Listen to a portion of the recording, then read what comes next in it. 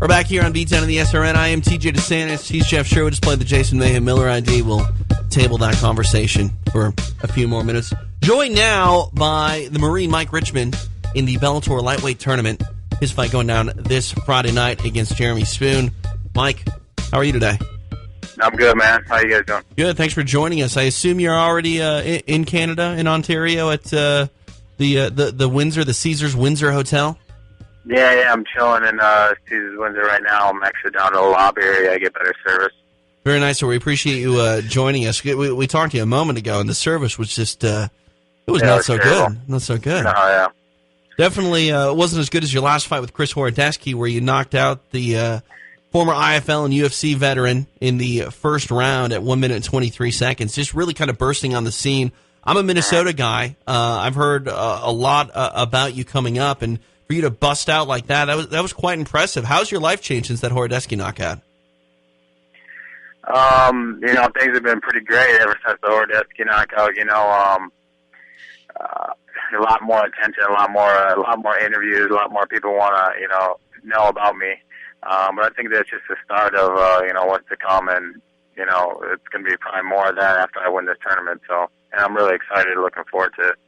Talk about you to the fans that probably don't know much about you. You're a mixed martial artist. You have 13 professional bouts. Your record stands at 12 wins with 1 loss. Your most notable win over Chris Horodecki. But you have some professional boxing experience as well, correct? Yes.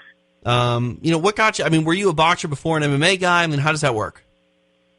You know what? I just always kind of did, train boxing when I grew up younger. Never really did any amateur experience.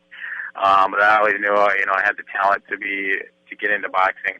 I have wrestling background too, so I'm pretty well rounded in that regard. But I was a boxing fan at heart, before mixed martial arts, really got big.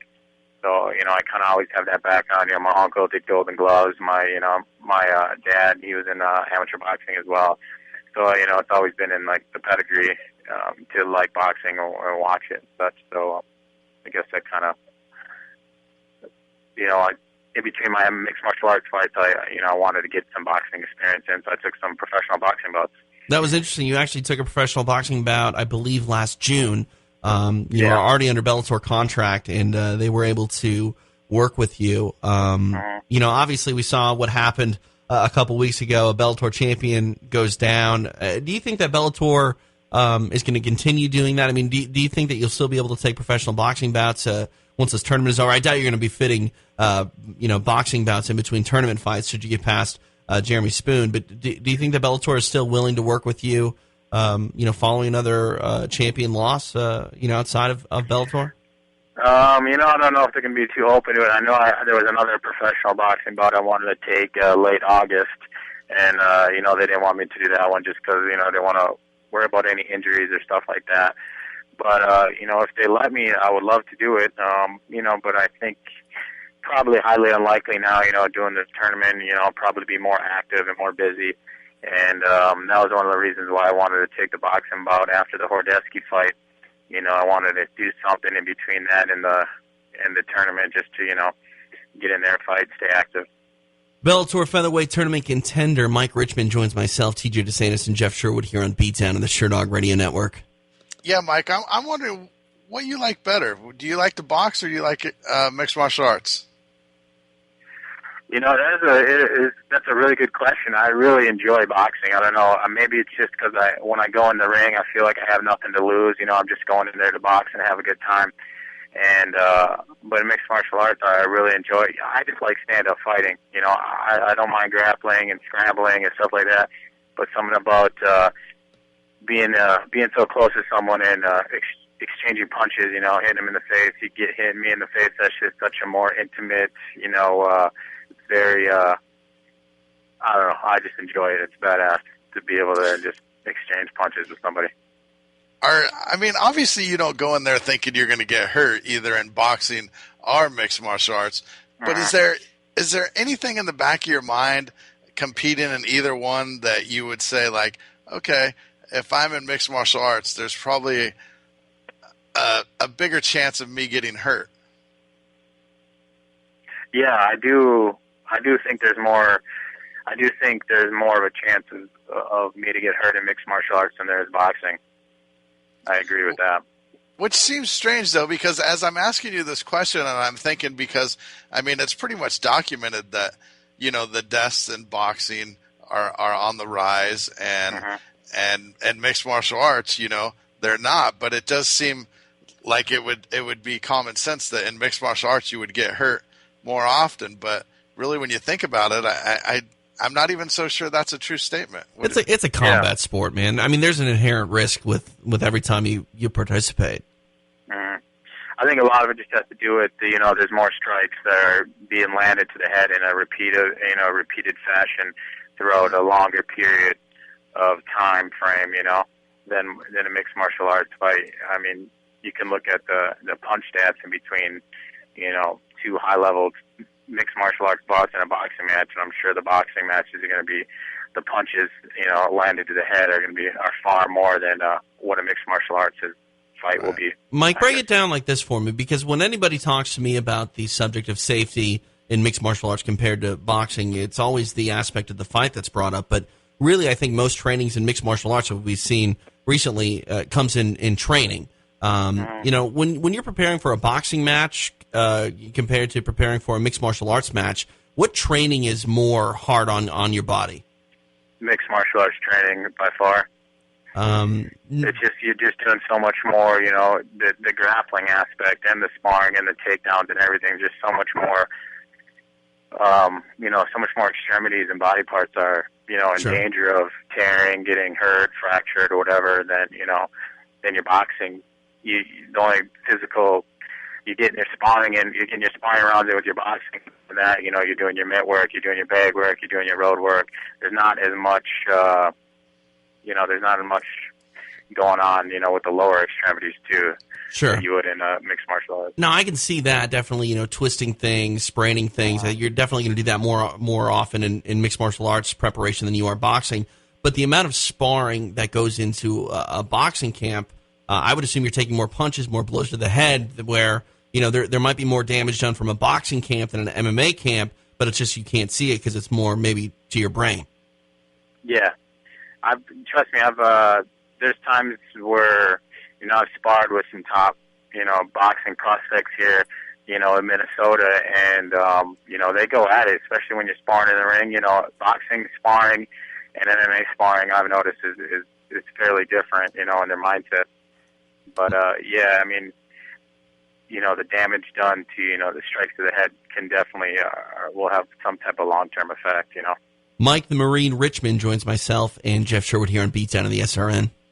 Yeah, Mike, I'm kind of wondering, and probably some listeners are wondering out there, how exactly did you get into mixed martial arts? I mean, obviously, I don't want it to sound disrespectful, but after winning your last fight, it kind of pushed you, into the forefront of all the fans, and they're like, "Wow, who is this guy?"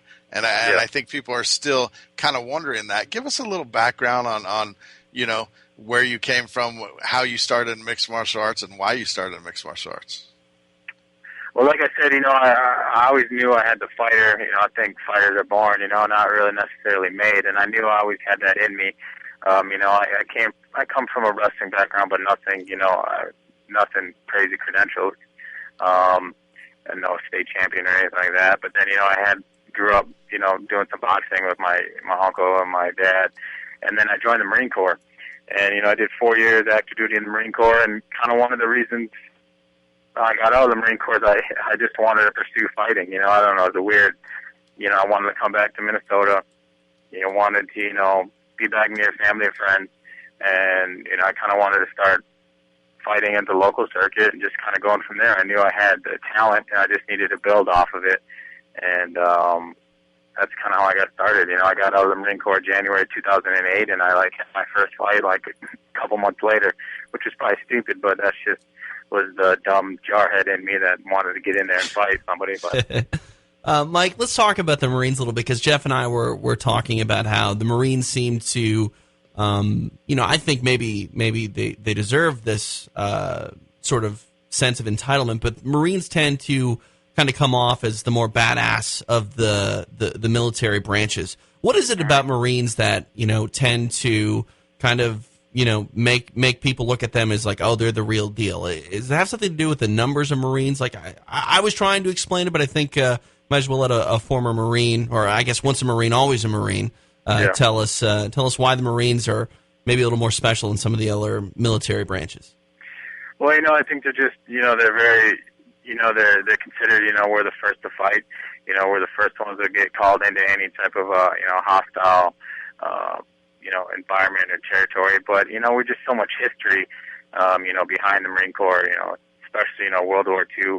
And we're a much smaller branch, military organization compared to the Army. And I truly believe our boot camp is different than the Army boot camp. They instill that mentality of that you're just the baddest man on the planet, whether you are or not. In your mind, you think you are, and that's all that really matters. And I think that helps, in combat and in training and in everything that you do as a Marine. Correct me if I'm wrong. I believe the Marine Corps boot camp is 12 weeks. Yes. And I believe the Army boot camp is 9. So you're definitely there 3 weeks longer. Do you know what the Crucible is? Yeah. Can you tell me what that is? Break that down, because we were talking about it earlier, and again, not something I'm very well educated on. A Crucible is just like, from what I remember, it's kind of been a while, but a Crucible is like a 2-3 day event where you only get like 2 or 3 MREs, or maybe like 2 MREs during that day, and you're just doing a bunch of different exercises, a bunch of different training exercises. You're trying to build a team building with all the other recruits that are trying to become Marines, and then it ends with a big hike up of Mount Motherfucker. Oh, wow. And then you just it's a kick in the ass from what I remember. Yeah, especially humping up them hills with the pack. Sounds like it. And yeah, but that's kind of what it consists of. You're an academy fighter here. You train with Greg Nelson's team up in Brooklyn Center. Jacob Volkman is a member of that team. What were your thoughts on Volkman's win over Shane Roller last Friday? Oh man, I was lucky enough to be in his corner for that fight with Greg, but he did so awesome in that fight, man. It was good to see. It was good to see, especially see him excited about it, and it's also good to know that when he goes out there and dominates someone in the UFC, that I don't feel as bad about Volkman, grabbing and throwing me around in the gym. I feel a little bit more better about it. Now, if he wins the election, I assume you're going to get the call for the first opportunity to take the Secretary of Defense job. Is that correct? Oh, I hope so. Hopefully he considers me. Let's get on to serious business. You're going to fight Jeremy Spoon this Friday night in Ontario, part of the Bellator featherweight tournament. What do you know about Spoon? From what I know, he's a grinder. He's a wrestler. I guess he's a high school state champ in Oklahoma. I don't know if he wrestled in college or not. I'm not sure. But I mean, he's a scrappy, tough dude. His only loss is at Daniel Strauss by decision, and he's never been finished. So, and that's kind of what I'm expecting. Is just a tough dude, and probably someone that's going to want to shoot it and wrestle with me. He's probably going to see where mine's at, and I'm going to have some stuff for him. Yeah, he has. Oh, go ahead. No, go ahead, Tim. I was just going to say he has 8 submissions on his ledger, and you mentioned his wrestling background. I mean, you think that you're going to definitely have to try to keep this fight on the feet, like work from that position, or do you think that he's going to be willing to exchange with you? I don't think he's going to want. I mean, he might want to exchange in the beginning or exchange to set up a takedown, but I don't think he'll want to exchange. I think he'll want to try to take me down, and I'm fine. My counter wrestling, my wrestling has gotten so much better. Training with guys like Volkman and Lentz and other prospects of the gym. Go ahead. Yeah, I think as far as his submissions is concerned, I mean, I started off my career with a bunch of submissions too, and I think a lot of his submissions are from the local level, submitting local level talent. And, you look at his past Bellator fights, I don't think he has any finishes in his Bellator fights. Maybe his first Bellator was a finish, I'm not sure.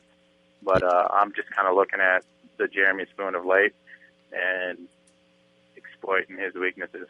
He was able to score a rear naked choke in his Bellator debut. Coming into this fight, I mean, you're preparing obviously for Jeremy Spoon, but you're also preparing to enter a tournament that fights are 4 weeks between. Is there a different approach to this camp than, say, other camps in your past to make sure that you're okay, or does that sort of change in between fights? If you get past Spoon, will it be a different approach to camp? Yeah, I think it changes after the first fight. I think your camp has to be a little bit more, I wouldn't say less intense, but maybe more smarter with your training, not trying to get injured. But I also think your fighting style has to adjust a little bit for the tournaments too. You don't want to. Worst thing to do is win a fight, win by knockout or whatever, and then here you suffer some type of injury, and then you get pulled out anyways. So those are the risks that you take, I guess, with the tournament style. If you're just joining us, I'm TJ DeSantis along with Jeff Sherwood. Mike the Marine Richman joins us here on the Sherdog Radio Network. Yeah, the tournament style has definitely changed over the years. When we saw the first UFC start, the tournament was all in one night. Do you like this format of fighting, one time a night, but your second fight's still pretty close to that? I mean, do you like the idea of this? I guess I don't. I guess I really don't know yet until I make it into the second round. In theory, I mean, it sounds good. You stay active, you make more money quicker. It sounds great. I guess I really won't be able to answer that till come up to my next fight or after it. Yeah, and also, a little bit earlier in your career, actually, it wasn't very long ago, is you tried out for the Ultimate Fighter. Yeah. It didn't work out for you, but how different do you think things would be right now if you would have gotten into that fighter house? Things could have been really different. Honestly, I fought at 155 for that show, and I underperformed. I got tired. I mean, my wrestling wasn't up to par. I mean, I just wasn't ready yet. A whole bunch of factors played into why it didn't work out. And I try to look at it as I've acknowledged the fact that I just wasn't complete fighter yet, and I wasn't ready. So I guess it's better that I didn't make it in the house than make it into the house and still, not even make it into the UFC, I guess. But it was a difficult time, knowing that I choked on that opportunity, but I wasn't going to let that define myself as someone who didn't even, because you rarely hear about those guys again. And I just wasn't going to let that define myself. I knew I had the capabilities, so I just kept training hard and try to get to this point again. Yeah, and what came about the decision to sign with Bellator and join in this tournament? It's just one of those opportunities you can't pass up, especially when with Bellator growing, obviously growing more and more and moving to Spike. It's just one of those opportunities where I just couldn't pass it up. It was something that you just had to go for it. You have to believe in the organization, believe in what you can accomplish with them, and then run with it. Mike Richman gets his chance to advance to the second round of the Bellator featherweight tournament coming up Friday night as he takes on Jeremy Spoon. Mike, we appreciate your time. Best of luck come Friday night, and hopefully we'll talk to you real soon. All right, guys. Thanks for having me. Thank you. Mike Richman joining us here on B-Town on the Sherdog Radio Network.